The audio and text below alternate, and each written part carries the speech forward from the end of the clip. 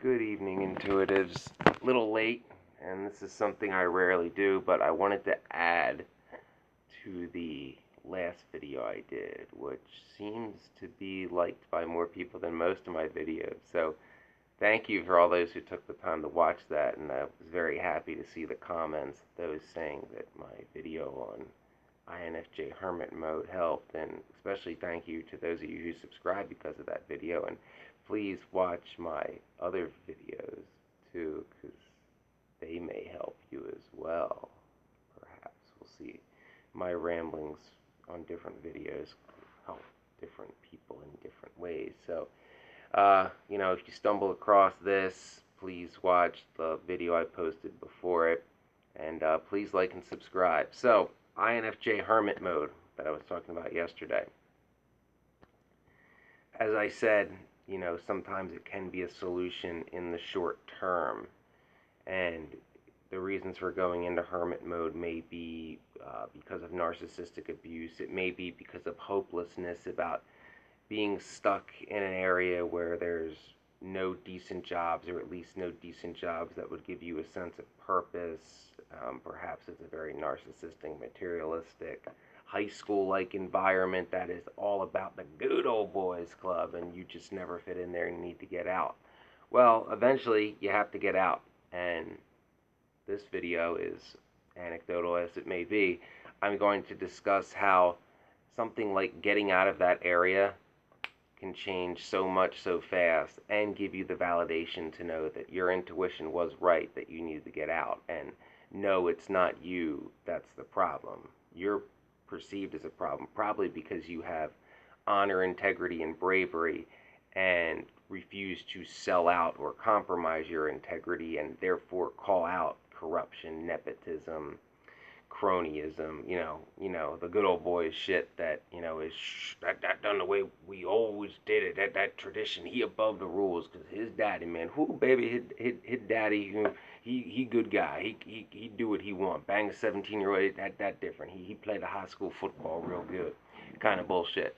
So, kind of things that we won't let go, and we'll stick our neck out and expose, and we'll face retaliation as one faces when they call out an established good old boys club. And believe me, I know. Watch my news segment that I was on for bullying and hazing in Arlington County Fire Department. It's down there somewhere. Sorry for the visual quality, but the audio is fine. And y'all know what I look like. So, aging pretty boy at best.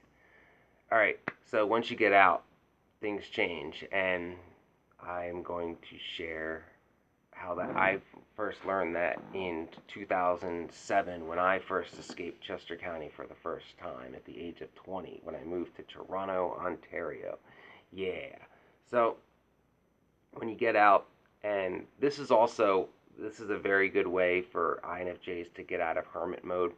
If you leave your comfort zone and move somewhere, that's the right environment, say like a progressive city, but you don't know anybody, it will force you to basically be as extroverted as possible for several different reasons. One, you don't know anybody, and while we are introverts, we do seek human interaction with a small circle of the right people. And if you're in an environment like a type of place where you always wanted to be, you're going to want to explore, go to museums, art galleries, theaters, things of that nature that intrigue you, and you're inevitably going to run into people. So you're not going to have that natural inclination to be like, well, I'll just sit here because there's nothing for me here, and I'm best off avoiding things that piss me off and make me want to fight. So you get to the kind of place you want to be. That's not the case, and it's new to you. You're going to want to explore, and like I said, inevitably you're going to meet people. That's what happened to me when I moved to Toronto. I, within a few weeks, had a close circle of friends, most of which I, grew to trust pretty rapidly. Now, beyond that inner circle, there was a larger circle, and there were some people in there that I didn't trust pretty much at all, but I didn't have regular interactions with them. They were sometimes there when I was interacting with the core group, but they were kind of like off in the background, at least in my mind. So when you get out of that environment, chances are you're going to meet people that may not be just like you, but understand you and value you and respect you for who you are, and how you treat people, not based on are you in the good old boys club? What clique were you in the high school? Because in Chestertology, that stick for life. You know, nothing else matters. You could here in Chester County, somebody like could become famous in, say, their early 20s, and that person would, when they would come back to this area, God knows why, would still be ridiculed if they were, say, like the dorky, eccentric type in high school. That's just how this place works. I kid you not. I am not kidding. So, when you get out and you escape into an area that allows you to escape hermit mode, you will quickly have the validation, as I said, that your intuition was right about what was wrong with where you were trying to escape and why you retreated into hermit mode, but you also have the validation that the issue is not you. And once you do this, it's very enlightening and it's very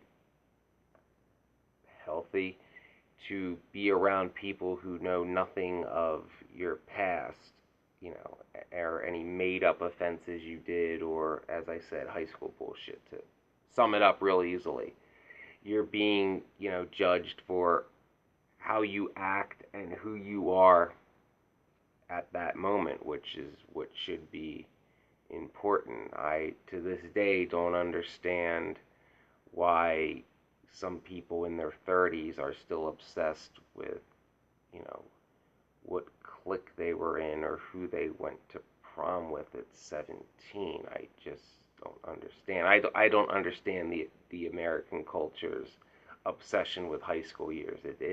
I just don't get it, and no one's ever even tried to explain it to me. They just fall back on tradition, tradition, tradition, which will be a narcissistic tactic video topic real soon.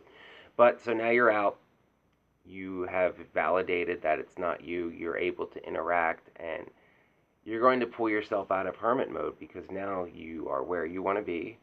You can do some of the things you've dreamt of doing, probably things that were not possible where you were living before, and you have people to do it with that you actually want to do it with. So you will be, truly ambiverted at this time and out of hermit mode. Now, you'll still need your alone time to recharge and all that, but it'll seem like the world makes sense. Like, you won't have this feeling that there's something wrong with you that basically everybody can see but you, and it's so apparent that no one's explaining it because it doesn't have to be explained.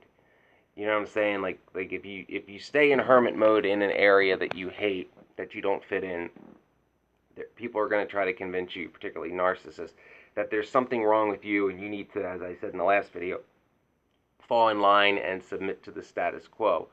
Well, if you keep hearing, from a bunch of hive-minded flying monkeys of a narcissist, it's going to start becoming a self-fulfilling prophecy that there is something wrong with you, and you will, start to lose all hope and give up any ambition and feel that you are trapped for life and eventually just be beaten down. There was, a time I remember when I was stuck here. I think it was the summer before, right after I was cheated out of my firefighter job the first time. One of the guys I worked with says, he's like, "You're walking like a beat down old man." Now I was 19 years old, and everything I'd been working towards since I was 17 and put myself through EMT school had shattered, and it was shattered for at least 2 years until the next testing cycle, because most fire departments test every 2 years, and the next cycle would have been 2008, which never happened for obvious reasons. Neither did 2010. But, that feeling of, where are you going home? There is no hope. Or, like the song Home by the Sea by Genesis comes to mind. so long undisturbed, dreaming of the time we were free. So many years ago, before the time when we first heard, welcome to the home by the sea. And that song's basically about being a spirit trapped in a haunted house.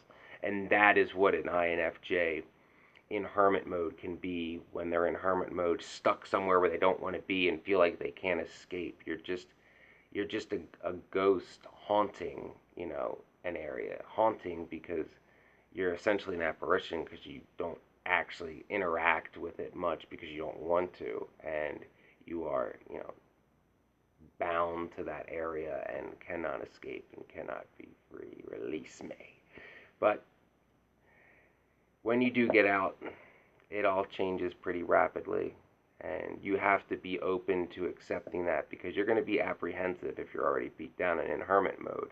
Because it's probably drilled into you by some narc that, everywhere is the same. You'll see the problem's not this area, it's you, and you got to fall in line. No, you're going to find the exact opposite to be true, especially if, you're moving to an area that's very unlike where you're leaving. Like if you're going to a progressive city and you're leaving like a suburban good old boy area that likes to pretend it's still the 1980s where NAFTA never happened and baby boomers never age kind of thing. If you're leaving something like that, yeah, you're going to finally get to experience.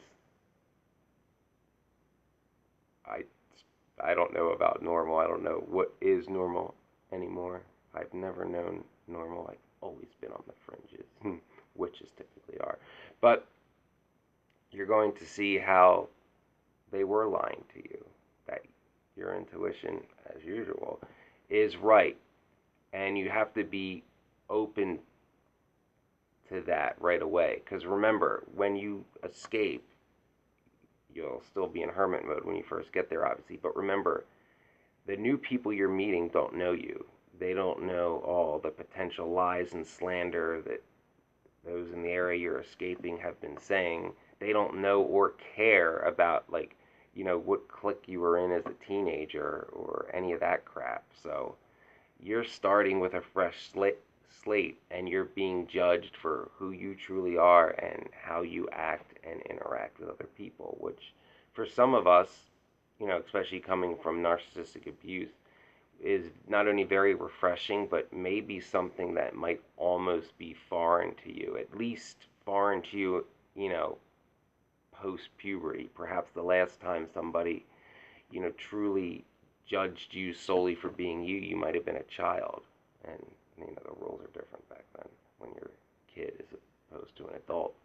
So it can be a little shocking at first, and you might doubt yourself, because as INFJs, we're going to overthink everything. We'll be like, are they playing me? I think they're playing me. What are they up to? What's their machination?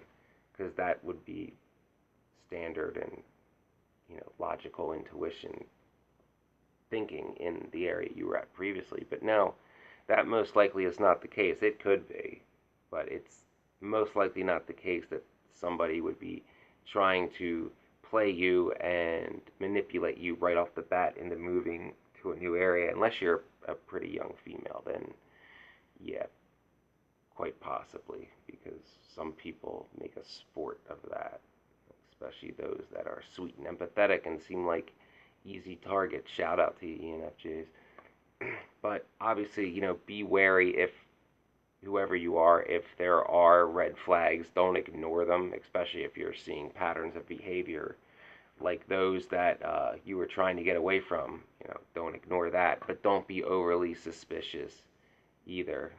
Give people the thing that we so rarely get as INFJs, and that's a fair shot. So remember, it is fairly easy to break out of hermit mode when you leave the environment that caused you, perhaps rightfully, to go into that mode as a sense of survival. So once you get out of where you're trying to escape from, once you escape, trust your intuition when meeting new people, and as always, don't sell out your integrity to fit in.